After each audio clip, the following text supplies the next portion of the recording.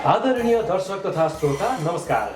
Radio अकला 105.3 megahertz र हाम्रो YouTube र फेसबुकबाट यहाँले हामीलाई सुन्दै र हेर्दै हुनुहुन्छ। राजनीतिमा वडा कमिटी, जिल्ला कमिटी अथवा भनौँ एरिया कमिटीका नेताहरू अथवा यस्ता कमिटीहरूमा नेतृत्व गर्ने व्यक्तिहरू कम क्षमता भएका र केन्द्रमा राजनीति गर्ने नेताहरू बढी क्षमता भएका हुन्छन् कि हुँदैनन् होला। उनीहरूलाई पार्टीको जिम्मेवारी अनुसार क्षमता बाँडफाँड गरिन्छ कि उनीहरूले पार्टीमा आफ्नो पालो पुरेर बस्नु पर्दछ। क्षमताकै आधारमा व्यक्ति केन्द्रमा पुग्दछ अथवा पार्टीले दिएको जिम्मेवारीलाई सहर्ष स्वीकार्नु पर्दछ। एउटा ओडामा बसेर राजनीति गर्ने व्यक्तिले केन्द्रको राजनीतिलाई कसरी औँल्याएको हुन्छ, कसरी निहालेको हुन्छ अथवा कसरी बुझेको हुन्छ। रुट लेभलमा रहेको लेम्यानको प्रश्नहरूलाई केन्द्रमा स्थापित गर्ने वडा कमिटीको सचेत र सजग नेतृत्व गर्ने व्यक्तिले होइन र आजको श्रृङ्खलामा एउटा यस्तै एकजना सक्षम र बौद्धिक वडा कमिटीका नेतासँग हामी प्रश्न गर्दैछौँ। तपाईँको वडामा तपाईँको राजनीतिको अस्तित्व के छ? तपाईँलाई तपाईँका वडावासीहरूले र तपाईँको राजनीतिक पार्टीको इडियोलोजीलाई फलो गर्ने व्यक्तिहरूले तपाईँलाई किन विश्वास गर्ने र तपाईँलाई नेतृत्वमा किन राख्ने र भावी योजनामा पार्टीको भावी योजनामा तपाईँ केन्द्रसम्मको नेतृत्वमा पुग्ने अथवा नपुग्ने, पुग्नका लागि तपाईँले अवलम्बन गरेको सूत्र र पार्टीले मूल्याङ्कन गर्ने आधारहरू के छन् भन्ने विषयमा पोखरा महानगरपालिका वडा नम्बर 19 का वडा कमिटी अध्यक्ष, नेकपाका वडा कमिटी अध्यक्ष विष्णु प्रसाद गौतमसँग हामी कुराकानी गर्दछौँ। पोखरा महानगरपालिकामा उहाँ नेकपाका एकजना जुझारु र युवा नेता र क्लियर भिजन भएका, विकास सम्बन्धी क्लियर भिजन भएका एकजना व्यक्ति भनेर चिनिनुहुन्छ। स्वयं विष्णु प्रसाद गौतम आज हामीसँग हुनुहुन्छ। उहाँसँग समसामयिक विषयमा हामी चर्चा गर्दैछौँ। विष्णु सर नमस्ते, स्वागत छ यहाँलाई। नमस्ते। कार्यक्रमको ओपनिङमा मैले तपाईँको बारेमा केही कुराहरू भनेको थिएँ, स्वीकार्य छ, अस्वीकार्य छ अथवा तपाईँ केही थप्न चाहनुहुन्छ?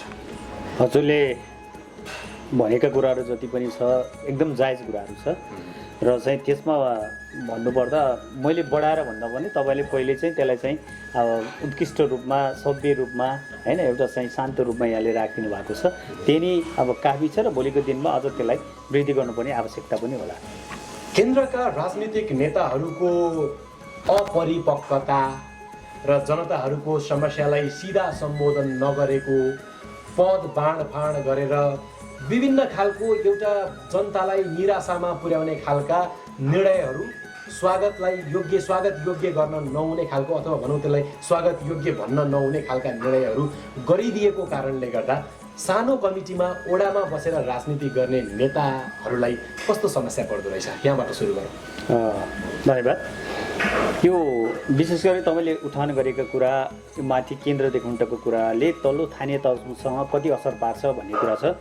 मैले यहाँलाई सर्वप्रथम त म यहाँलाई स्पष्ट गर्न चाहन्छु, अहिले जुन भागबन्डाको कुरा छ अथवा चाहिँ पार्टीका अब टिकेका कुराहरू छ अथवा टिके प्रथाका कुराहरू हुनसक्छ, आफ्ना अर्काको भनेर जुन एउटा विभेद गर्ने खालको कुरा छ भने मैले त्यसमा असहमत रहँदै अहिले जुन जेठ 2 गतेबाट पार्टी एकीकरणको घोषणा भयो नेकपा भनेर र त्यसको एकीकरण रहँदाखेरि जुन दुई पार्टीहरूमा रहेर जिम्मेवारी प्रकट गर्नुभएको थियो, जिम्मेवारी वहन गर्नुभएको थियो र उहाँलाई त्यो समायोजनको कुराले गर्दाखेरि अहिले त्यस्तो खालको भान पर्न गएको हुनसक्छ र यो भानलाई पनि मेटाउन पार्टीको चाहिँ अब महाधिवेशनबाट त्यसलाई चाहिँ निराकरण गरेर अगाडि बढ्नेछ नेकपा सिङ्गो केन्द्रीय कमिटी भने र त्यसको केही अंशहरू अथवा त्यसको पोजिटिभ भाइब त तलसम्म पर्ने नै भयो, तर त्यसको नेगेटिभ कुराहरू छ। कोही तपाईँले भने चाहिँ आफ्नो मान्छे होइन, अर्काको मान्छे अथवा यो मसँग नजिक छ त्योसँग पर छ भन्ने हिसाबले जुन त्यस्तो खालको छ भने त्यो कतै कतै पार्टीलाई अलिकति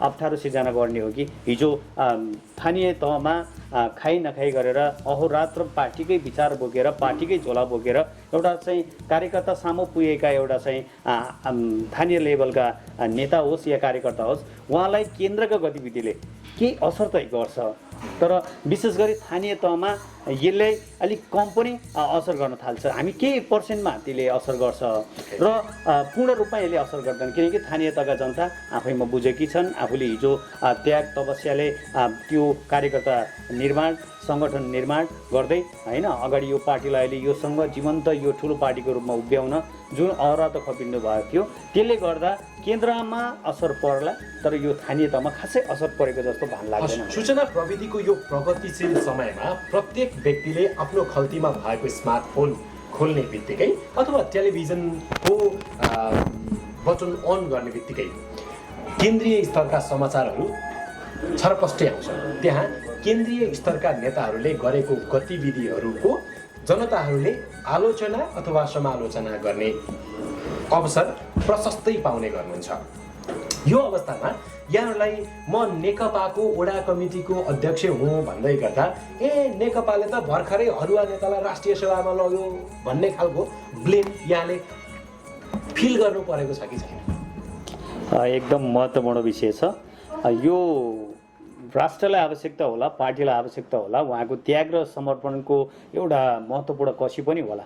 हारेपछि जुन हामीले चाहिँ पार्टीले चाहिँ फेरि ओहदामा पुर्याउँछ, पदमा ल्याउँछ, उहाँहरूको अहिले व्यक्ति भनेर किटान गर्नु आवश्यकता पनि ठान्दिनँ मैले। आम जनताले चिनी पनि सकेका छन्, हाम्रै नेतागणहरू होस् या अन्य होस्। तर के हो भने यस्तो खालका कुराहरू स्थानीय लेभलमा प्रत्यक्ष प्रभाव पार्छ। आम जनतालाई के छ, 5 वर्ष कुर्न नसक्ने, 3 वर्ष कुर्न नसक्ने होइन। अब ठिक छ सधैँ उहाँलाई मात्रै चाहिने भन्ने खालका गुनासो त आउन सक्छ, तर पार्टी निर्माणको सिलसिलामा उहाँहरूको योगदान हिजोको दिनदेखि आजको दिनसम्म इन प्रेजेन्ट टाइमसम्म उहाँहरूको एकदम ठुलो छ र पार्टीलाई उहाँहरू त्यो क्षेत्रभन्दा बाहिर त्यो पदभन्दा बाहिर बस्यो भने अझ क्षति पुग्छ कि भन्ने हिसाबले पनि पार्टीले मूल्याङ्कन गरेर उहाँलाई चाहिँ त्यो नियुक्ति गरेको छ। तर स्थानीय लेभलमा आम जनताले हामी जस्तो स्थानीय तहमा नेतृत्व गर्ने साथीहरूलाई त्यसको प्रश्न चिन्ह त राम्रै पनि खडा भयो। तपाईँले एउटा राजनैतिक दलको इडियोलोजीलाई आत्मसात गरे तापनि, बुझे तापनि, त्यसलाई सम्मान गरे तापनि, त्यसलाई समर्थन गरे तापनि भन्दा अलि अप्रोप्रिएट शब्द होला। तपाईँले कुनै नेकपाको सिद्धान्तलाई समर्थन गरे तापनि तपाईँ एउटा राजनीतिक घटनाक्रमहरूलाई सजिलै विश्लेषण गर्न सक्ने व्यक्ति पनि हो। अहिले तपाईँले आफूले एक्सेप्ट गरेको इडियोलोजीको पार्टी चाहिँ अहिले सरकारमा छ। के तपाईँ यसरी विश्लेषण गर्न सक्नुहुन्छ? राष्ट्रिय सभा भनेको पार्टीमा लामो समयदेखि सङ्घर्ष गरेर आएका तर जनताको लोकप्रिय बन्न नसकेका, जनताले अस्वीकार गरेका व्यक्तिहरूलाई सम्मान गर्ने ठाउँ अथवा उनीहरूलाई भागभन्डा बाँडेर लगेर चाहिँ उनीहरूलाई राखिदिने ठाउँ अथवा एउटा के भन्छ त्यसलाई, उहाँहरूलाई पनि भागभन्डामा एउटा भाग दिने ठाउँ हो भनेर व्याख्या गर्न मिल्छ? अब त्यो त तपाईँले भने चाहिँ शब्द उठानमा मिल्दैन। म कार्यकर्ताको हिसाबले भन्दा पनि आम जनताको हिसाबले भन्ने त्यसलाई व्यक्त गर्दा पनि नमिल्ने खालको परिस्थिति हुन्छ। तर उहाँको जुन त्यो योगदान थियो, मैले सम्मान भन्दा पनि विशेष गरी पार्टी निर्माण होस् या राष्ट्र निर्माणमा होस्, जति पनि त्यो सरकारद्वारा मण्डित गर्नुपर्ने होइन एउटा चाहिँ हिजोको त्याग समर्पण र हरेक खालका चाहिँ कुराको हिसाबले गर्दा उहाँलाई त्यो ल्याएको फिल गर्छु। तर सधैँ त्यसरी सम्मान दिनु भने हामी जस्ता पछिल्लो लेभलमा भएका मान्छेहरूलाई अलिकति अप्ठ्यारो पनि पर्न सक्छ। केन्द्रीय राजनीतिको विषयमा अन्तिम प्रश्न तपाईँलाई। हजुर, नेकपाभित्र पहिला नेकपा माओवादी हुँदा र नेकपा एमाले हुँदा, यद्यपि अहिले यी दुवै पार्टीहरू छैनन्। अब नेकपा माओवादीले 10 वर्ष जनयुद्ध गर्दा अङ्गभङ्ग भएर होइन, अब त्यो त्यति बेलाको समयको जुन एक खालको लिडरसिपको जुन एउटा ट्रेन्ड थियो त्यसमा सहभागी हुँदै आफ्नो ज्यानलाई पनि बाजी राखेर नमरेर बाँचेकाहरूले राहत पाउन सकेका छैनन्। उनीहरूको अझै पनि उपचार समेत हुन सकेको छैन। कैयन बेपत्ता भएका मानिसहरू अहिले घर परिवारले पाउन सकेका छैनन्। उनीहरूको लागि पार्टीले सम्बोधन गर्दैन। तर केही व्यक्तिहरू जसले पार्टीमा योगदान गरेकै कारणले गर्दा उच्च सम्माननीय पदमा लगेर राख्नुपर्ने, लोकतान्त्रिक प्रक्रियामा त लोकतान्त्रिक सिस्टममा त हारेका मानिसहरू चुपचाप लागेर 4-5 वर्ष जति अब अर्को चुनाव आउनुपर्ने हो त्यतिन्जेलसम्म बस्नुपर्ने यो खालको प्रावधान हो। यसलाई नेकपाले किन अस्वीकार गरेको होला? तपाईँलाई केन्द्रीय राजनीतिमा यही भएर हो भन्ने कुरा रिपोर्टिङ त हुँदैन होला, तपाईँले नि तल बसेर गर्ने त विश्लेषण नै हो। नेकपाको सदस्य भएर भन्दा त्यहाँभन्दा थोरै माथि उठ्नुहोस् र एउटा राजनीतिक विश्लेषक जस्तो भएर यसलाई विश्लेषण गर्नुहोस् न, के होला खास यो विषय चाहिँ? एकदम महत्त्वपूर्ण कुरो उठाउनु भयो रविजी। र यो विशेष गरी हिजो जनयुद्ध हुँदा कालदेखि उल्टा दुईवटा पार्टी, जुन कम्युनिस्ट पार्टी दुईवटा थिए नेपालमा, नेकपा एमाले र नेकपा माओवादी केन्द्र भन्ने थियो। र हिजोको त्यो सशस्त्र जनयुद्धको बेलामा जति पनि त्यो बेलामा चाहिँ अङ्गभङ्ग हुनुभयो या चाहिँ शहादत प्राप्त गर्नुभयो या राज्य तर्फबाट या चाहिँ पार्टी द्वन्द्वकालीन अवस्थामा माओवादीको तर्फबाट होस्, यस्ता खालका व्यक्तिहरूले राज्यको तर्फबाट जुन यो शान्ति प्रक्रिया अगाडि बढेर आउँदाखेरि उहाँले त्यो म नेपालको जनता हुँ, म हिजो यो पार्टीमा लागेको हिसाबले अथवा मैले हिजो त्यो जनयुद्धमा समर्पण गरेका कारणले, म त्यसमा भिडेको कारणले अथवा राज्यको तर्फबाट म त्यसको निकायबाट लडेको तर्फबाटले म आज यो अवस्थामा छु भन्ने जुन आशा राखेर राज्यले केही गर्दै हुन्थ्यो भन्ने खालको उहाँहरूको त्यो जायज कुरा पनि हो। उहाँको त्यो भोइस एकदम आवश्यक भोइस पनि हो। तर राज्यको तर्फबाट तपाईँले भने चाहिँ मैले पनि कमी कमजोरी भएका छन्, तर धेरैभन्दा पनि त्यो अङ्गभङ्ग गरेकालाई सीमितले उपचार पनि पायो होला अथवा सहयोग पनि प्राप्त गर्यो होला। अधिकांशले त्यो पाउनुपर्छ र पाएका पनि छैनन्, तर पाउनुपर्ने प्रोसेसमा अगाडि बढ्नुपर्छ। राज्यले पनि उहाँलाई हिजो द्वन्द्वमा हरेक कुरा जायज हुन्छ भनेर द्वन्द्वमा लाग्ने होइन, अहिले आएर त्यो द्वन्द्व सकिएपछि त्यस्ता खालका चाहिँ कार्यकर्ताहरूलाई सम्मान नगर्ने, सहयोग नगर्ने होइन, त्यहाँ अहिले उपेक्षा गरेर अगाडि बढ्ने हो भने यो राष्ट्र निर्माणमा एउटा ठुलै खालको दुर्घटना निम्तिने खालको चाहिँ परिपाटी पनि बन्छ। र उहाँलाई चाहिँ केन्द्रीय नेतृत्वले पनि त्यो परिपाटीलाई बुझ्दै र चाहिँ अब तपाईँले भने चाहिँ ठुलालाई मात्रै केही समय कुर्न नसक्ने र उहाँलाई मात्रै बेनिफिट दिने खालको पार्टीको नीति छ भन्ने खालको कुराहरू छ। त्यो मैले यहाँलाई प्रष्ट रूपमा भन्दा त्यो उहाँले पनि कुर्न सक्नु पर्थ्यो, यथार्थ कुरा, जायज कुरा। तर उहाँहरूको पनि मैले भन्न सक्नुपर्छ कता न कतै उहाँले पनि त आफ्नो चाहिँ सन्तुलन मिलाउन अथवा चाहिँ त्यसलाई आफ्नो होइन बिचको साथीहरूलाई चाहिँ कुनै न कुनै रूपमा आफूसँग नजिकै आउन पनि रूपमा पनि नेतृत्वले गरेको हो कि भन्ने मैले फिल पनि देख्छु। तर जति जे गर्यो सरासर गलत गरिरहेको छ। यसलाई वेटिङ गरेर नेताहरूले पनि अर्को मध्यावधि होस् या चाहिँ होइन चुनावसम्म उहाँले चाहिँ कुरेर जानुपर्ने हो।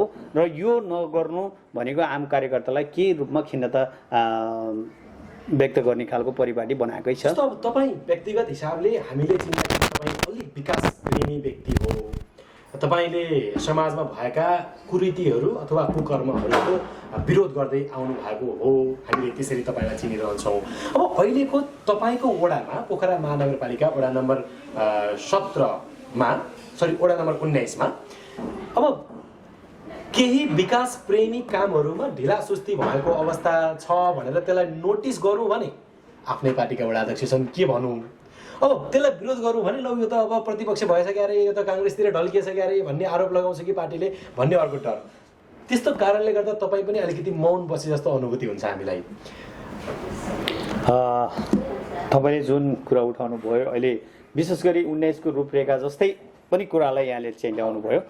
विशेष गरी पोखरा 19 विकासमा एक अग्रणी फड्को मारेको वडा पनि छ र धेरै योजनाहरू केन्द्रदेखि उल्टा प्रदेशदेखि उल्टा लिएर स्थानीय तहबाट जुन धेरै योजनाहरू पनि बनेको छ र धेरै कामहरू पनि 3 वर्षको एउटा चाहिँ वडाले एउटा चाहिँ सम्पूर्ण कामहरूको चाहिँ प्रोफाइल पनि तयार गरिरहेको छ। र मैले तपाईँले उठान गरेको कुरा मैले यहाँलाई चाहिँ के व्यक्त गर्न चाहन्छु भने पार्टीले त्यो कुरालाई मौन बसेको हो कि भन्ने खालको जुन तपाईँलाई चाहिँ अनुभूति भएको छ, म यहाँलाई जानकारी पनि गराउन चाहन्छु।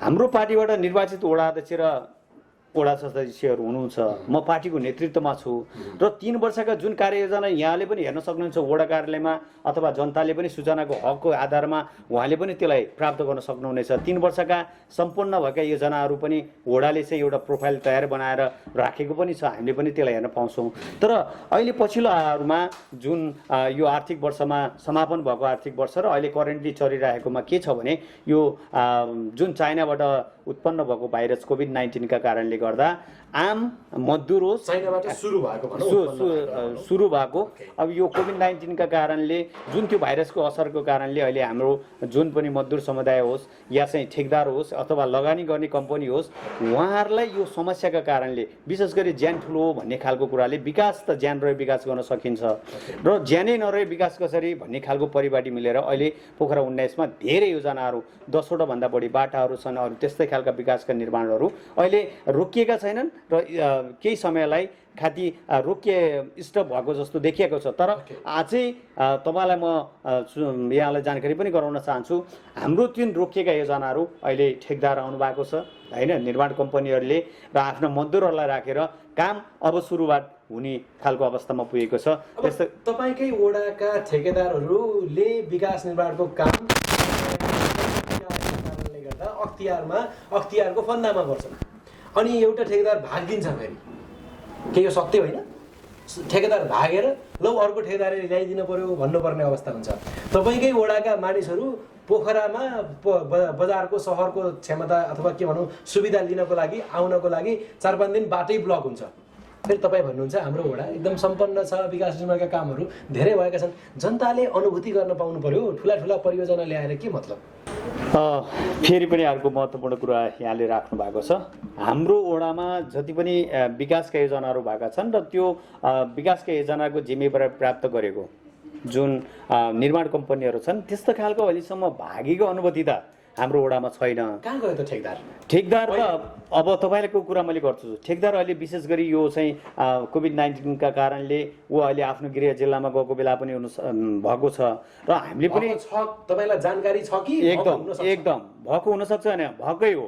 तर के छ भने उहाँलाई गएपछि हामी सिङ्गो वडा नम्बर 19 को चाहिँ निर्वाचित समिति कमिटी अथवा निर्वाचित टिम र हाम्रो पार्टी कमिटी त्यस्तै नभएर हाम्रो प्रतिपक्ष पार्टी नेपाली काङ्ग्रेसको पनि हामी उपस्थित गरेर सर्वदलीय बैठकमा पनि हामीले भनेका छौँ त्यो निर्माण कम्पनीका जुन प्रमुखदेखि त हुनुहुन्छ उहाँलाई हामी जहाँ हुन्छ उहाँको गृह जिल्ला गएर हामीले फेरि प्रहरी प्रशासनमा हालेर ल्याउने खालको वातावरण नहोस्। तपाईँले आफ्नो चाहिँ जुन जिम्मा प्राप्त गरेका विकासका निर्माणहरू यहाँले छिटोभन्दा छिटो यहाँले सम्पन्न गरेर आम पोखरा 19 का जनतालाई हैन जुन एउटा चाहिँ लाभको बाटोतिर अगाडि लैदिनुहोस् भन्ने हामीले अनुरोध पनि गरेका थियौँ र त्यो अनुरोध पनि उहाँले कार्यान्वयन गर्दै अहिले उहाँ विकासका निर्माणहरू फेरि सुचारू हुनरहेका छन् भने अर्को पोखरा 19 का जनता पोखरासँग जोडिने बाटो कनेक्टिङ रोडै अथवा त्यहाँ हाम्रो लामोचोर माछापुछुरे सडक खण्ड त्यो 25 गते असारको 25 गते राति बाढीका कारणले जुन त्यो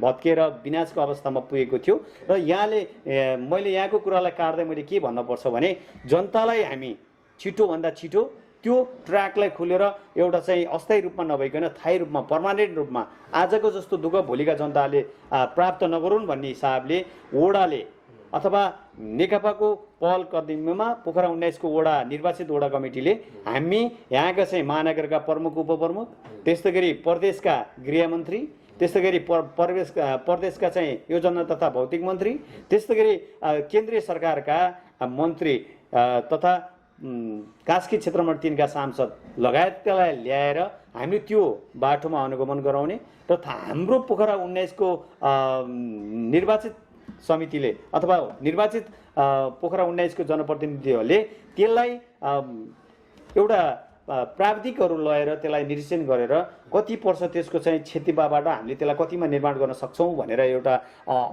अध्ययन गरेर पनि हामी 84-85 लाखको एउटा इस्टिमेट हामी ती सरकारका निकायहरूमा हामीले चाहिँ बुझाएर त्यही अनुसार बोलपत्र आह्वान भएर अहिले ठेका निर्माण कम्पनीले ठेकाद्वारा अहिले काम पनि गरिराख्नु भएको छ। तपाईँलाई मैले यदि जानकारी गराउन चाहन्छु त्यो बेलामा जनताले पोखरासम्म आउने त्यो रोडबाट चाहिँ दुःख पाउनु पर्यो आपत पाए पोखरासँग जोडिन पाउने भन्ने कुरामा मैले तपाईँलाई यति कुरा जान्न चाहन्छु। हामी त्यही बेसीचोकबाट घार्मी हुँदै घार्मीबाट अमला बिछाउने जोड्ने त्यो सडकबाट अहिले चाहिँ जनतालाई वैकल्पिक रूपमा वडाले पनि त्यसलाई चाहिँ लाखौँ खर्च गरेर खाल्टा खुल्टीलाई पुरेर ग्राभेल हालेर त्यो बाटो बनाएको थियो भने अर्को वैकल्पिक बाटो तपाईँ पुरुन्चर हुँदै मर्दीबाट हेम्जा निस्केर हामी यो बजारको उसमा आउने खालका जनतालाई बनाएका थियौँ र त्यसले अझै पनि हाम्रो छोटो दूरीको बाटो महत्त्वपूर्ण बाटोलाई रोकिँदा जनताले त्यसको आक्रोश पैदा गर्ने अथवा उत्पादन गर्ने एउटा कुरा होला, तर राज्यको निकायले गर्ने खालको आफ्नो चाहिँ पेपर वर्कबाट सिस्टमबाट गर्दाखेरि अलिकति ढिलो भएको हो। तर तपाईँलाई भन्छु यो कोभिड-19 का कारणले जसरी अर्थतन्त्रमा व्यापक चेन्ज आइरहेको छ अथवा अर्थतन्त्र धाराशायी हुने अवस्थामा आएको छ, त्यो बेलामा पनि यहाँको प्रदेश सरकारले स्थानीय सरकारले 85 लाखको त्यो जुन बोलपत्र आह्वान गरेर त्यो बाटो यति समयमा, मैले भन्छु अझ छिटो समयमा भन्न मेरो तर्फबाट, किनकि हामी प्रत्यक्ष त्यो कामसँग आबद्ध छौँ, प्रत्यक्ष पोखरा 19 को निर्वाचित समितिसँग आबद्ध छौँ र उहाँले गरेको काम र हामीले सपोर्ट गरेको उहाँलाई कामले हेर्दा त्यो अझ द्रुत गतिमा काम भएको भन्ने महसुस गर्छु। जनताले त्यसको चाहिँ आक्रोश पोख्नु त स्वाभाविकै ठान्छु। मैले जनतालाई पनि तपाईँहरूको कुरा जायज छ, होइन नाजायज कुरा होइन, तर हामीले कोसिस गर्दा गर्दै यो पलसम्म आइसकेको छ। तपाईँको ओडाबाट आएको एउटा अलि रमाइलो खालको प्रसङ्ग छ, यो जनताले हामीलाई पठाउनु भएको प्रश्न हो, त्यो उठाउन चाहन्छु। यद्यपि यो प्रश्न जनप्रतिनिधिलाई नै गर्न पाए राम्रो हुन्थ्यो। म उहाँलाई भेट्दाखेरि उहाँसँगको अन्तर्वार्तामा यो प्रश्न राख्छु नै भन्ने सोचिरहेको थिएँ। अब जनप्रतिनिधि र तपाईँ आबद्ध भएको राजनीतिक दल एउटै भएको कारणले गर्दा म तपाईँलाई राख्छु, पार्टीमा त्यो खालको छलफल हुन्छ कि हुँदैन भन्ने विषयले मात्रै यो प्रश्न राख्दैछु। एकजना त्यहाँका जनताले हामीलाई गर्नुभएको प्रश्न, यहाँका जनप्रतिनिधिहरूले स्पेसल्ली वडाध्यक्षले नै भनेर भन्दै हुनुहुन्थ्यो, यहाँका वडाध्यक्षले आफ्नो राजनीतिक दलका व्यक्तिहरूले फेसबुकमा राखेको फोटोमा समेत कमेन्ट गर्नुहुन्छ, प्रतिपक्ष लगायत अन्य राजनीतिक दलहरूले म्यासेज नै पठाए नि रिप्लाई गर्नुहुन्न भन्ने खालको क्वेसन गर्नुभएको थियो अथवा गुनासो गर्नुभएको थियो। के छ यो तपाईँहरूको यो वडा कमिटीमा त्यहाँको जनप्रतिनिधिहरूसँग बसेर गर्ने छलफलमा के अरू राजनीतिक दलले असहयोग गरेछन्, उनीहरूको प्रब्लमलाई नोटिस नगरौँ भन्ने खालको केही त्यस्तो खालको टिचिङ छ? त्यस्तो बिल्कुलै छैन रघुजी।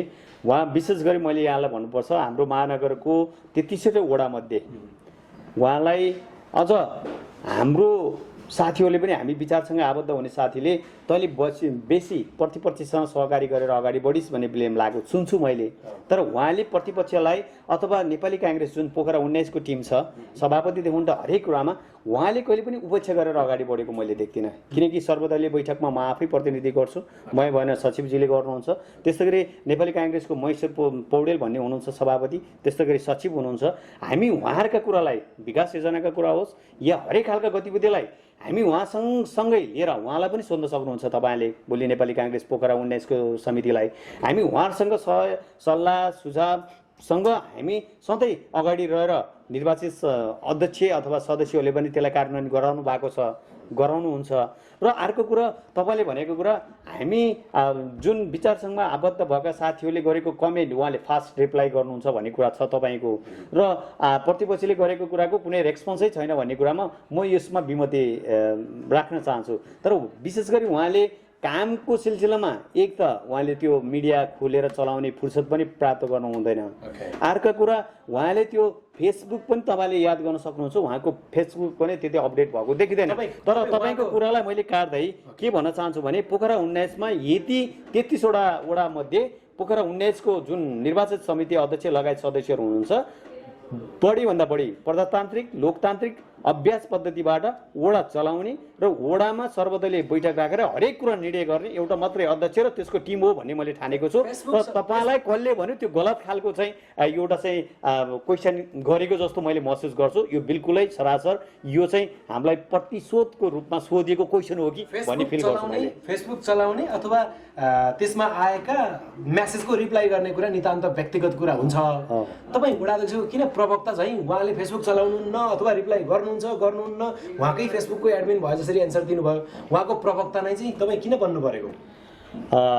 तपाईँले भन्दाखेरि प्रवक्ता भन्नुभयो, म पार्टीको अध्यक्ष हो, उहाँको प्रवक्ता होइन।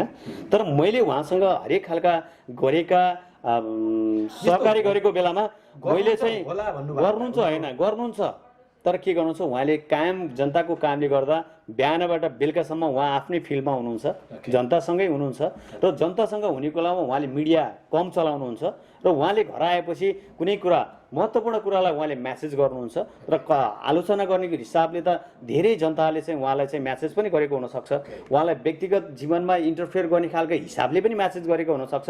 त्यस्ता कुरालाई उहाँले व्यवस्था गर्नु जायज कुरा हो, म त्यसको आधारमा भन्दैछु। भोलि म पनि त्यही फिल्डमा होला, अर्को पनि होला, तपाईँ पनि हुनु होला, यस्ता कुरालाई हामीले चाहिँ नकार्न सक्नुपर्छ, स्वीकार्न पनि सक्नुपर्छ। तर केही गलत कुरा स्वीकार नकार्ने र राम्रो कुरा स्वीकार्ने हो। अध्यक्षजीको यो कुरा विशेष गरी तपाईँले भन्नुभयो प्रवक्ता होइन, मैले देखेको सहकारी गरेको हाम्रो नेता, हाम्रो अभिभावक भएको हिसाबले हिजो उहाँले हामीलाई यो पार्टीको सङ्गठनमा यसरी अगाडि बढाउनुपर्छ भनेर उहाँले हामीलाई सिकाउनु भएको हिसाबले, उहाँका आनीबानी बुझेको हिसाबले, उहाँको चाहिँ त्यो कार्यकौशलता बुझेको कारणले गर्दा मैले उहाँलाई त्यसरी मैले व्यक्त गरेको, मेरो बुझाइको कारणले, प्रवक्ता होइन, मेरो आफ्नो चाहिँ व्यक्तिगत सङ्गतका कारणले गर्दा उहाँको यही कुरालाई मैले चाहिँ व्यक्त गरेको। हस्, अब विष्णु सर, तपाईँको राजनीतिक सक्रियता हेर्दा र त्यहाँका विकास निर्माणका कामहरूमा तपाईँले गरिरहेको सहकार्य अथवा त्यसमा देखाएको सदाशयता र आवश्यक पर्दा गरेको आलोचना समालोचना सबै कुराले हेर्दा तपाईँ भावी निर्वाचनमा